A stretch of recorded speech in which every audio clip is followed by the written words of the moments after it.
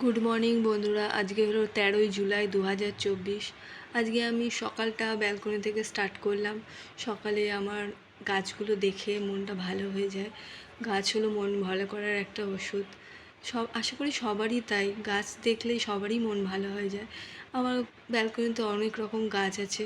যেই গাছগুলো বেশি যত্ন নিতে হয় না সেই সব গাছই আমি রাখি, কারণ আমার বাচ্চা তো ছোটো, ওরই যত্ন নেব না বা গাছের যত্ন নেব।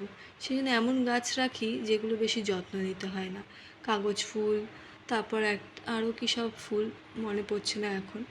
তো এগুলো আছে, যদি কোনো দিন তোমরা দেখতে চাও আমার গাছের ভিডিও করব, কমেন্ট করো, তো তারপর করব। এরপরে যথারীতি রান্নাঘরে চলে এলাম ব্রেকফাস্টের ঝামেলা চোকাতে।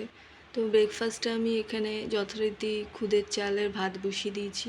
খুদের চালটাকে একটু বেছে বসাতে হয়, একটু কাঁকড় পড়েছে এবারে খুদের চালটায়, তো একটু বেছে ধুয়ে বসিয়ে দিয়েছি প্রেশার কুকারে।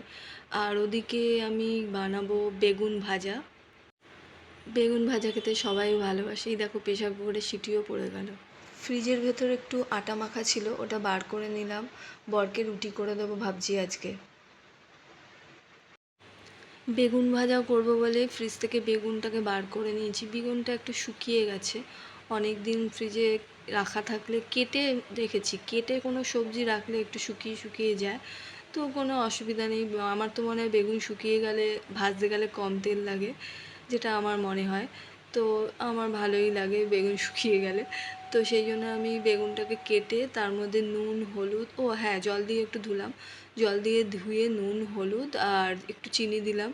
চিনি আমি দিতে পছন্দ করি বেগুন ভাজায়, আর বেগুন ভাজায় চিনি দিলে মনে হয় যেন একটু টেস্টও বাড়ে বেগুন ভাজাটা। যে আটাটা বার করেছিলাম ওটা লেচি কেটে নিচ্ছি। 4টে রুটি খায় আমার বর সকালবেলা, তো ওর মতনই রুটি করব। আমার রুটি খাওয়ার ইচ্ছে নেই আজকে, তো তাই করছি। আমাদের ঘরে সবাই পাতলা রুটি খায়, সবাই বলতে আমরা সবাই পাতলা রুটি খেতেই ভালোবাসি।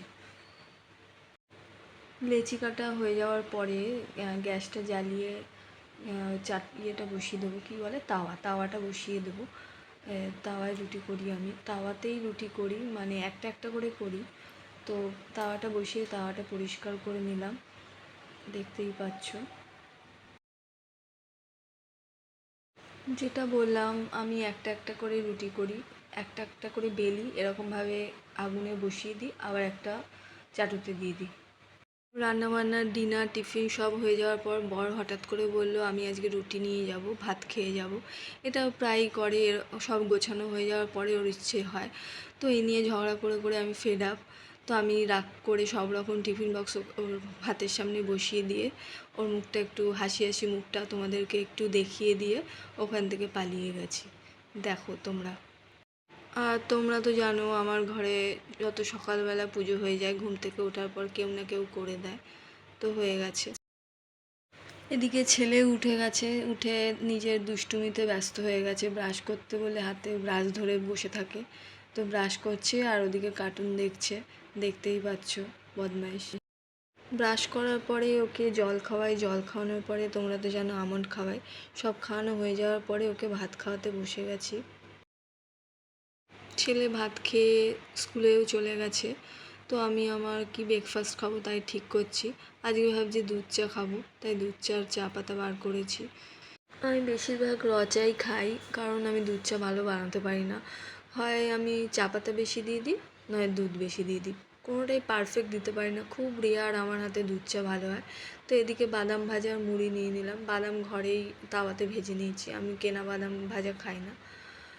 তো দেখে চাটা দেখে মনে হবে খুব টেস্ট হয়েছে, কিন্তু আদৌ হয়নি। কালারই সুন্দর, খেতে ভালো হয়নি, মোটামুটি আমার ভালো লাগেনি। তো তা কী করবো, নিজের হাতে বানানো চা খেতে তো হবে। র চাটা আমি ঠিকঠাক পারি, কিন্তু দুধ চাটা মনে হয় না পারি, কিন্তু ইচ্ছে হলে কী করব, তাই করে নিলাম আজকে। আজকে দুধ চা আর মুড়ি খাবো। চা মুড়ি খেতে বসে গেছি। আর আমার টিভিতে ওই পাশে আমি একটু সানডে সাসপেন্স চালিয়েছি, একটু ডিটেকটিভ স্টোরি চালিয়ে আমি আমার যাবতীয় কাজ করি। এইটা হলো আমার রিল্যাক্সেশন মুড, দেখতেই পাচ্ছ আমার মুখ দেখে। রান্না বান্না ব্রেকফাস্ট সব করা হয়ে যাওয়ার পরে বাসন মাজতে বসে গেছি। আমার বাসন মাজারও লোক নেই, বাসনও আমি নিজে মাজি। সব কাজই আমার কোনো হাউস হেল্পারই নেই ঘরে, সব কাজই আমি নিজে করি। তো একটু বোরিং লাগে মাঝে মাঝে এই একই কাজ করতে করতে, কিন্তু বোরিং লাগলেও কোনো উপায় নেই, করতে তো হবেই। তো বাসনগুলো মেজে নিচ্ছি একটা একটা করে। এই টিফিন বক্সগুলো দেখতে পাচ্ছ বরের জন্য গুছিয়েছিলাম, কিন্তু বর তো ভাত খেয়ে গেছে, সেই জন্য টিফিন বক্সগুলো ওইখানে ওর টিফিন দিয়েছিলাম, তো ভাত খেয়ে যাবে বলে তো ওইগুলো খেয়ে গেল। এক এক করে সব ধুয়ে নিচ্ছি। দুপুরবেলার খাওয়ার টাইম হয়ে গেছে, তাই আমি আমার আর আমার ছেলের ভাতটা গুছিয়ে নিলাম। আজকে রান্না করেছিলাম ঢ্যাঁড়সের ঝাল সর্ষে বাটা দিয়ে, আর পেঁপে আলুর ঘন্ট বাদাম দিয়ে। আজকে তো শনিবার, তো আমরা শনিবার নিরামিষ খাওয়ার চেষ্টা করি, বলছি না যে শনিবার নিরামিষ খাই, চেষ্টা করি শনি দেবতার জন্য, বড় ঠাকুরের জন্য। সবসময় হয়ে ওঠে না বলতে বাইরে বেরোলে তো আর সেটা মেনটেন করা যায় না, কিন্তু ঘরে নিরামিষ রান্না করারই চেষ্টা করি। আমার ছেলে দেখছো দুষ্টু কতটা, ও কিন্তু একা একা খেতে পারে কিন্তু খাবে না, যতটা মাকে দিয়ে করানো যায়।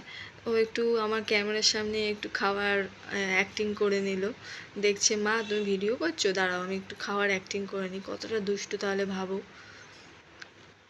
এই তোমাদের সামনে আবার আমার রেসিপিটা দেখাচ্ছি। শনিবার, কালকে রোববার, তাই আমি একটু রিল্যাক্সেশন মুডে আছি। রবিবারের আগে শনিবারটাই আমার প্রিয়, কারণ রবিবার তো আবার যেই কি সেই। সন্ধেবেলায় ছেলেকে পড়ানোর পরে বর আসার পরে বরকে বললাম আজকে একটু বাজার যাব, তাই বরকে নিয়ে বাজার এসেছিলাম। স্টেশনের ওপর দিয়ে হাঁটছি, স্টেশনের এপারে বাজার, ট্রেন আসছে বলে আবার দাঁড়িয়ে পড়েছি। ট্রেনটা গেলেই আবার পার হয়ে আমাদের ঘর ওই পারে, তো ওই পারে যেতে হবে বলে ওয়েট করছি। বাজার হয়ে যাওয়ার পরে বাইকে করে আসার পথেই পাখির দোকানটা পড়ে। বরের পাখি কেনার এই শখ, কিন্তু আমি কিনতে দিই না। পাখিকে খাঁচায় বন্দি করার পক্ষপাতী আমি নই, পাখিকে উঠতে দিতেই ভালো লাগে আমার। এখানে দেখছো কোল্ড ড্রিঙ্কস খাচ্ছি। বাজার করে এসে ছেলেকে খাইয়ে তারপরে আমরা শুতে চলে এসেছি। আমি তাড়াতাড়ি খেয়ে নিই, সন্ধে 8টার মধ্যে খেয়ে নিই, একমাত্র ছেলেই দেরি করে খায়। হাজব্যান্ডও অফিস থেকে আসার পর খিদে পেয়ে যায় বলে ও একেবারে ডিনার করে নেয়। আমরা দুজনেই তাড়াতাড়ি খেয়ে নিই, ছেলে একটু দেরি করে খায়। তো দেখতেই পেলে রবিবারের আগের দিন শনিবারটা আমার কেমন কাটে। তোমাদের কেমন কাটে আমাকে কমেন্টস করে জানিও, আর প্লিজ সাবস্ক্রাইব করো আমার চ্যানেলটাকে।